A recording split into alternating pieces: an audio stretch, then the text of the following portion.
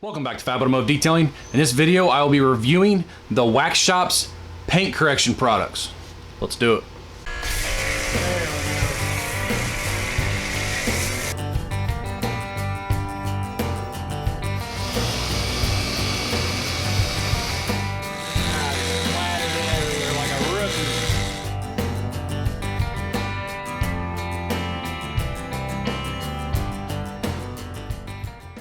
So to start this video off, I want to say this is not a sponsored video. Yes, I am wearing their hat. They sent their awesome. I love this hat. I use it. I wear it to all my kids' baseball games and stuff, but I won't be wearing it in the video because it's hot in here, just to let you know, but I wanted to wear it at the beginning. A couple months ago, right before winter, the Wax Shop sent me their entire lineup, their paint correction products. You guys have seen a video on the Slick and Slide. They have a foaming shampoo, a spray-on wax, and a regular wax. And today we're going to do a video on these products right here. Now, most likely, I'm thinking probably the Overhaul 1000 and the Tune-Up 3000. Now, the Overhaul 1000 is your biggest cut, your heaviest cut, and gives you the least amount of gloss, as you can see. I love their little scale right here. I'm going to use that because this Mercedes we're working on has really heavy swirl marks. And then I think what I'm going to do, mainly because of time, I think, we're going to see, I'll probably jump to the 3000, which has less cut. It's your finishing polish, but look at the gloss levels right there. So that's what we're gonna do in this video. This is a 1994 Mercedes-Benz SL600 V12. It's black. It's only got 28,000 miles on it, and it doesn't hardly ever get driven, obviously. The owner is Mark Dismore. He's an old IndyCar driver. He raced IndyCar in the 1990s and early 2000s. So anyways, you guys see, that's whose car this is. This is his wife's car. It's in really good shape. They bought it brand new in 1994, and like I said, it's garage kept. So I think this is the perfect candidate. I'm going to go around the camera. I'm going to show you guys why I think these products are the perfect candidate for this car right here. The Wax Shop, I do apologize. It has taken me this long to make a video, but when I got your products, it was right before winter, and it's finally starting to turn spring where I can actually detail cars. So that's why it's taken me this long. So I'm going to get the camera. We're going to walk around the car. I'm going to show you what this looks like. I've already done a little bit of testing on the back before I even start the video. I want to let you guys know that. And then let's get right into the video. Okay, so let me show you. 94 SL600 V12. Beautiful car. These, in my opinion, this is a classic right here. I'd love to own one of these cars. Yeah, it's a pain in the butt to work on, but man, they are fun to drive. I used to work on these cars almost daily for almost 10 years at the shop I worked at before I worked at right now. Let me show you how bad these swirl marks are. These are basically from not washing correctly and car cover being on it. Look at that. Yep, this is a perfect candidate, and I'm going to show you why I think so, because I did a little bit of testing with it before I actually decided to use it. Because I'm still, kind of leery on using new polishing products. I like the ones I have already, but I love trying new stuff. So let me show you how bad they are on the fender. Let's see if I can show you that. Yeah, see that? Pretty bad. Door. We're going to get this hopefully 90 to 95% corrected. That is always my goal. Sometimes it does not work, but let me show you this. Oh, I got to be able to see my screen. Hang on. So if you follow the light, I did this small section right here. There you go. That's just with the Overhaul 1000. I have not hit it with the Tune-Up 3000. That's a big difference. Whoa. So there you go. That's what paint looks like. So I got a 50-50 set up. As you can see, I've done nothing on this side and nothing on that side. So I want everybody to see that. I have had no dusting with this. Like I said, I was testing on the back of the car. I've had no issues with dusting. For some reason, I'm getting lint on my towels. I don't know why, because I wash them separate the same way I have for years, never had an issue. I don't know what's going on with that, so you might see that, just to let you know. It ain't, it doesn't kill you, it just gives you more cleaning to do afterwards. So directions say, shake well, avoid application on hot surfaces and in direct sunlight. Apply 3 to 4 dime-sized drops evenly spaced on the appropriate foam pad. Use treated pad to dab 2 foot by 2 foot area with your paint. Area of your paint. Turn on machine, apply light to medium pressure in a cross-hatch pattern, up and down motion first, then side to side. Use appropriate speed and pad for the type of polisher being used. Remove immediately with a microfiber. Note, check product compatibility with finish on a small area first. Do not get on plastic or rubber trim I already tested it. I know it's good. It's why I tested it before the video. I need to turn my screen around so I can see you guys. We're going to use a Boss microfiber cutting pad. That's what I use in the back of my 3-inch polisher. So we're going to do 3 dime size. I got to open the lid first. How many times have I done that, you guys? 1, 2, it says 4. I'd say that's evenly spaced. I hope I don't sling this all over the place, because it is kind of thin.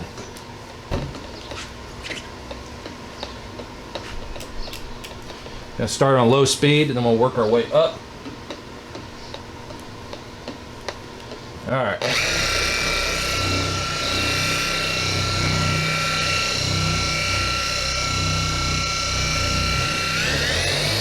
So 4.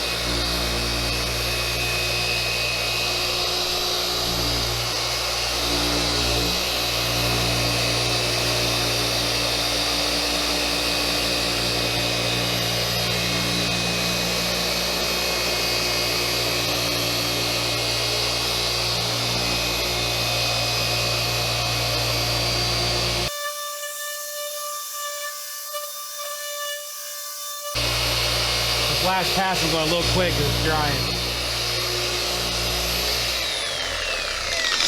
That's the only thing I see with it that if I could change, I would change so far, is that it dries kind of quick. It doesn't have a really long work-in time. But it's also very humid here today. And that could have a lot to do with it. I need to use it on a day when it's not as humid.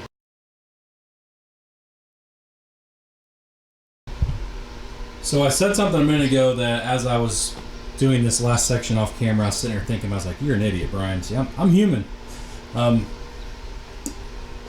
I said that humidity is probably the reason why the work-in time's not as good. I don't know what I was thinking. I just kept thinking about humidity. Humidity is moisture, which normally makes work-in longer. So right now, my only complaint with this product is the work-in time is not nearly as long as what I'd like to have. I'm only doing 3 or 4 passes and that's it. I like typically a product that you can actually see the polishing oils in the product as you're moving it around the paint. You can see it because it's kind of a rainbow color and you can normally see the oils. This does not have that, but that's not a deal breaker right now. Right now it's doing exactly what I want it to do.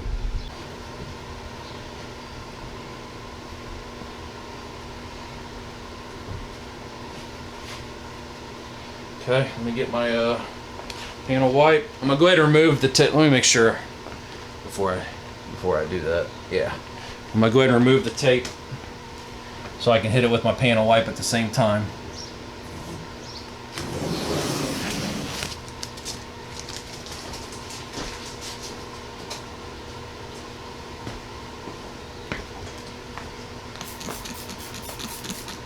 This just removes any polish that I may have missed when removing the polish.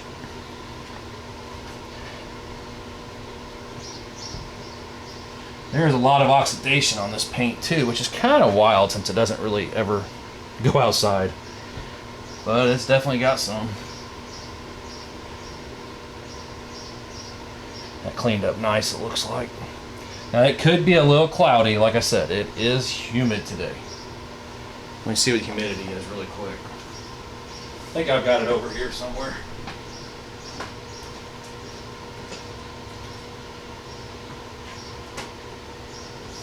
We are at 80% humidity. Okay. I can tell you right now without even putting the camera on it. You can see, I'll grab it here, that line. It's right there. Without putting the light on it, I guess I should say. Here we go. Remember what it looked like before.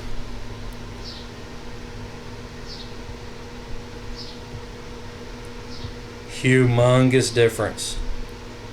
And then what's left over, I will pick up with the finishing. What do they call that? Tune-up 3000. So the hood is done. Reflections are great, and it's not as clear as you want it to be, but it's not going to be after a heavy cut. That's the heaviest cut that they have, and you can actually see the abrasives as you dab it onto the paint. That's why you have to follow it up with a finishing polish of some sort to get rid of the. You had to put imperfections in the paint to remove imperfections, if that makes sense. And that's what happens. So you're going to notice that when I turn the light on. Paint looks excellent though. You're seeing hazing and everything from the polish, and because of the humidity, I'm not worried about that. Just look past it. It'll be gone, trust me, by the time you guys see the end of this video.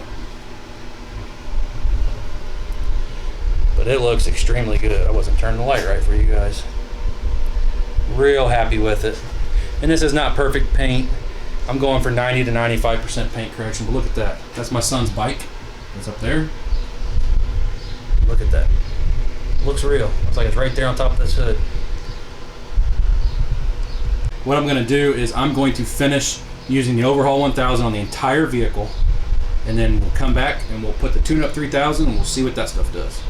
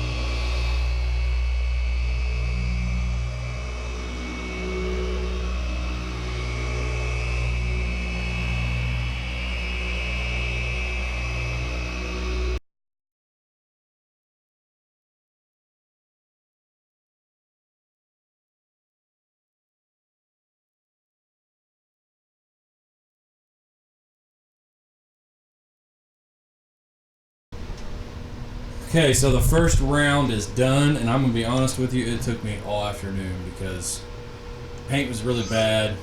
It's really hot, it's like 90 degrees and 80, it's still like 80% humidity. I've been going in and out, taking breaks all day. I've had 3 huge bottles of water already. So just FYI, I can't believe I haven't got this done. I should have been done by now, but anyways, it looks absolutely amazing for the first cut. I'm going to show you how much better. Look at this. So look at those swirls. You know, you're gonna have a few here and there. You know, I told her when we talked about doing this, 90 to 95%, like I tell you guys, that's what I'm hoping to get, and definitely already there. And the finishing, I keep forgetting the name, the Tune-Up 3000 is gonna just make it even better. But this is an amazing looking black now.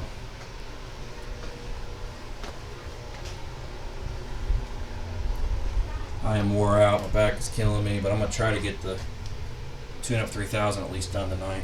Maybe wax it tomorrow. I'll show you guys what it looks like outside once I'm completely done with polishing. But there you go, we're going to move on to the Tune-Up 3000.